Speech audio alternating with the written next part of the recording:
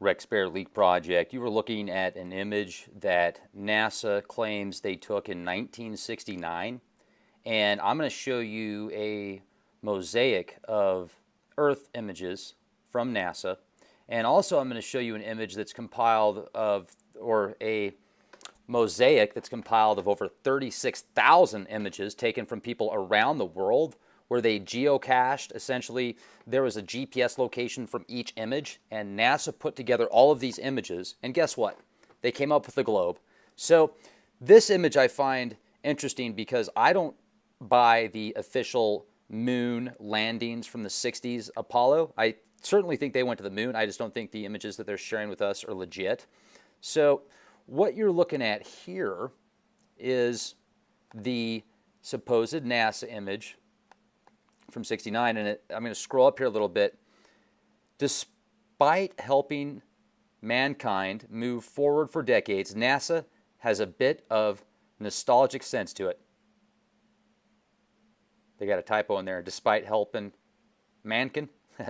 This week, the space agency unveiled an image of Earth from the Apollo 10 taken 36,000 nautical miles away. The image is from May 18th, 1969, nearly 50 years ago. So for people that say everything that NASA shows is CGI, did they have CGI capable of doing that 50 years ago?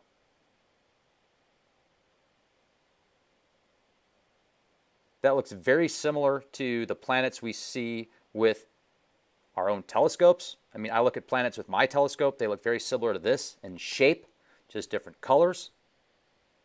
So here is the global selfie mosaic where NASA and the Jet Propulsion Laboratory compiled 3.2 billion pixel size.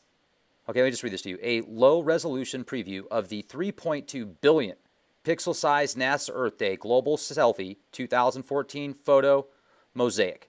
The image is it's comprised of more than 36,000 individual photos submitted by people around the world. Now, for the flat Earth debate, how about we contact these people from over 113 countries, from Antarctica to Yemen, and find out if every single one of these images was a lie or a part of the NASA propaganda machine that so many people feel everything they're told from NASA is a lie. I certainly am not on the everything NASA tells us is the truth bandwagon by any means, although there is a lot of information that NASA presents that I feel is very valuable and legit.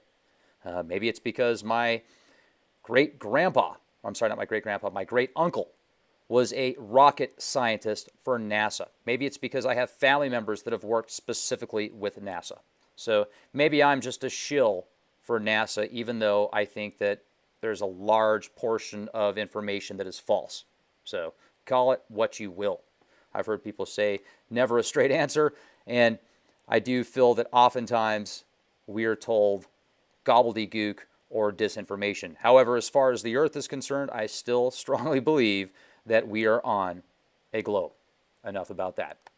So here is the image compiled of 36,000 different people and their images from the locations that they were at.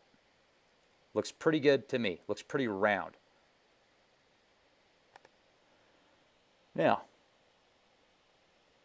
I like this. Come on, NASA, make your mind up. What does the Earth really look like? Well, here's one thing about astrophotography.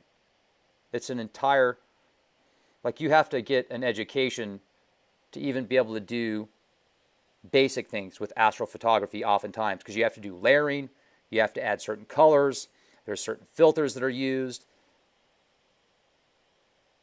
and they're so far away that you have to set your camera up at a specific shoot, like it shoots at a specific speed. So I look at the 2007, the 97 image, those look Photoshopped to me. That image from 75 looks similar to the image from 69, but you know, when I see images now, if they are real, like the one, let's just say from 2015 right there, doesn't that look like a sick planet to you? Or does that look like the healthy image like this one right here? See, the Earth looks a lot bluer, a lot healthier. And this is from 50 years ago, folks. CGI was not this effective 50 years ago. And if you say, yes, it was, Rex, please prove it to me. I think there's more evidence pointing to it being a globe model than an endless flat Earth. And this is going to cause a huge division because people hear about the flat Earth that have studied the globe model, and it's so far out to them that they're immediately going to lash out at you, and then you're going to lash back out at them. It's what the powers that be want. It's what those in power that fear they could lose their power by knowledge, by people having true knowledge. Let's throw some more curveballs out there for the masses. Now, once again, there could be a lot of anomalies on our own planet that I don't know about, that most of us don't know about, so maybe that's why NASA hides so much stuff. As far as the shape of the planet goes, though, wouldn't it make more sense that just like all the other planets out there, just like when you throw water, like let's say you have a glass of water and you throw it, what does the water do? It turns into droplets, into round droplets. Now, for people that say gravity isn't real, gravity doesn't exist, essentially, oh, gravity's BS, you can't prove gravity. If you jump out of a building, what happens? You fall to the ground, right? Is that considered gravity? I mean, I guess for a layman's terms, you don't have to be a rocket scientist to realize that if you jump up, you're going to land down. So I'm just saying, guys. Now, that doesn't prove that the Earth's round, and it also doesn't prove that the Earth's flat when you say that NASA didn't go to the moon or that NASA only gave us 2 images over 40 years of the Earth. How does that prove the Earth's flat? You get my point. So let's leave it at that.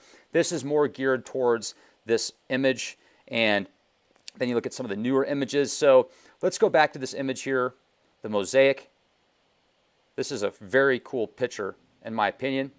And then this right here, the 2015 image versus the 75. It just seems, that's what the Earth looks like, though, now, you guys. I mean, look at the atmosphere. It's this hazy, transhuman, silvery haze.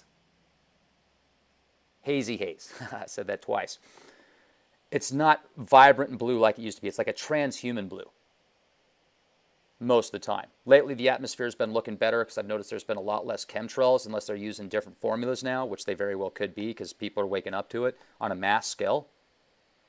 So question everything, leakproject.com. And also, make sure to pick up one of these quick bivvies. I'm going to leave a link in the video description box. These things are awesome.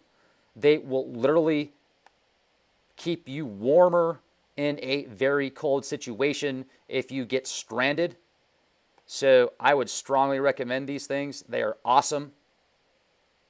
Have them for yourself. Give them to your friends, your family. Put them in your bug-out bag. Put them in your car. If you have a motorcycle, you travel the country, put it in there. Have one on hand when you travel. They're tiny. You could easily put a few of these things under your car seat. leakproject.com. Be the change you want to see, folks. Thanks for being here.